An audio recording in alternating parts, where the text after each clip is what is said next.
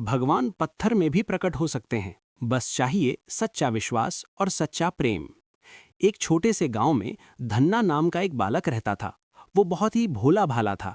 न उसे पूजा पाठ के नियम पता थे, न ही कोई विशेष ज्ञान, लेकिन उसके दिल में भगवान के लिए सच्ची भावना थी।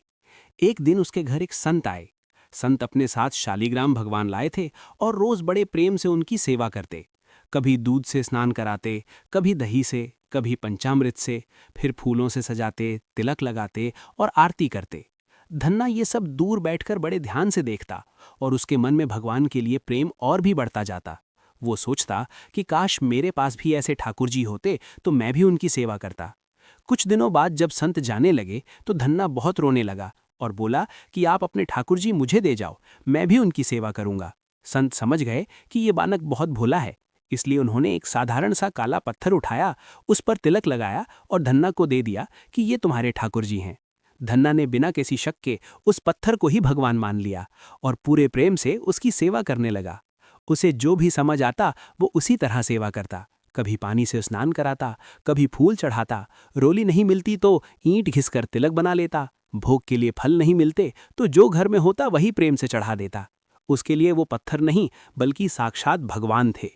एक दिन किसी संत ने उसे बताया कि भगवान को भोग भी लगाया जाता है, जैसे हमें भूख लगती है वैसे ही भगवान को भी लगती है। ये सुनकर धन्ना बहुत खुश हुआ और घर जाकर अपनी माँ से बोला कि आज अच्छा खाना बनाओ, मुझे अपने ठाकुर जी को भोग लगाना है। माँ ने उसके लिए खिचड़ी, कढ़ी, रोटी और सब्जी बना दी। धन्ना बड़े प्रेम से वो सब लेकर आया, ठाकुर जी के सामने रखा और संत की बात याद करके पर्दा भी कर दिया ताकि भगवान आराम से भोग ग्रहण कर सकें। लेकिन जब काफी देर तक कुछ नहीं हुआ तो वो बार बार झांक कर देखने लगा और भोलेपन से कहने लगा कि ठाकुर जी जल्दी खा लो, नहीं तो खाना ठंडा हो जाएगा, देखो मैंने कितने प्यार से बनाया है। बहुत देर हो गई लेकिन भगवान ने भोग नहीं लगाया तो धन्ना दुखी हो गया और बोला कि अगर आप नहीं खाओगे तो मैं भी नहीं खाऊंगा, और वो वहीं भूखा लेट गया। उसका ये निष्कपट प्रेम देखकर भगवान से रहा नहीं गया और अचानक अंदर से चटकारे की आवाज आने लगी, जैसे कोई स्वाद लेकर खाना खा रहा हो। धन्ना ने जल्दी से पर्दा हटाया तो देखा कि स्वयं बाल गोपाल रूप में भगवान भोग ग्रहण कर रहे हैं। ये देखकर उसकी खुशी का ठिकाना नहीं रहा और उस दिन से उसका विश्वास और भी दृढ़ हो गया।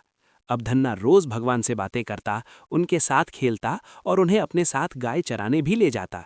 गांव के लोगों को भले ही कुछ न दिखे, लेकिन धन्ना के लिए भगवान उसके सबसे अच्छे मित्र बन चुके थे। जब वो जंगल में गाय चराने जाता तो पेड़ के नीचे बैठकर ठाकुर जी को निकालता और कहता कि अब आप प्रकट हो जाओ, और भगवान सच में प्रकट होकर उसके साथ समय बिताते। कई साल बीत गए और एक दिन वही संत फिर से उस गांव में आए। धन्ना ने उन्हें पहचान लिया और दौड़कर उनके चरणों में गिर पड़ा और बोला कि गुरुदेव, आपने जो ठाकुर जी मुझे दिए थे उन्होंने मेरा जीवन धन्य कर दिया। संत ने हंसकर पूछा कि अच्छा, तुम्हारे ठाकुर जी कहाँ हैं? धन्ना ने सरलता से कहा कि वे तो अभी गाय चराने गए हैं। संत को ये सुनकर विश्वास नहीं हुआ और उन्होंने सोचा कि ये अब भी बच्चा ही है। तब धन्ना उन्हें जंगल में ले गया और दूर इशारा करके बोला कि देखो वहां मेरे ठाकुर जी गायों के साथ हैं। लेकिन संत को कुछ दिखाई नहीं दिया। तब धन्ना दौड़कर भगवान के पास गया और विनती करने लगा कि मेरे गुरुजी को भी दर्शन दे दो, उन्होंने ही मुझे आपसे मिलवाया है। भगवान ने पहले कहा कि हम केवल तुम्हारे प्रेम से बंधे हैं और किसी को नहीं दिखेंगे, लेकिन जब धन्ना ने बार बार विनती की तो भगवान प्रसन्न हो गए और तुरंत प्रकट हो गए।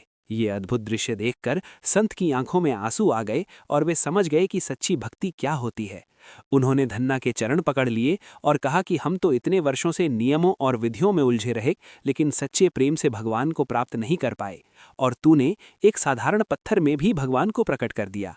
सच में भगवान को पाने के लिए बड़े बड़े साधन या कठिन तपस्या नहीं चाहिए, बल्कि एक सच्चा, निष्कपट और प्रेम से भरा हुआ दिल चाहिए, क्योंकि भगवान भाव के भूखे होते हैं, दिखावे के नहीं।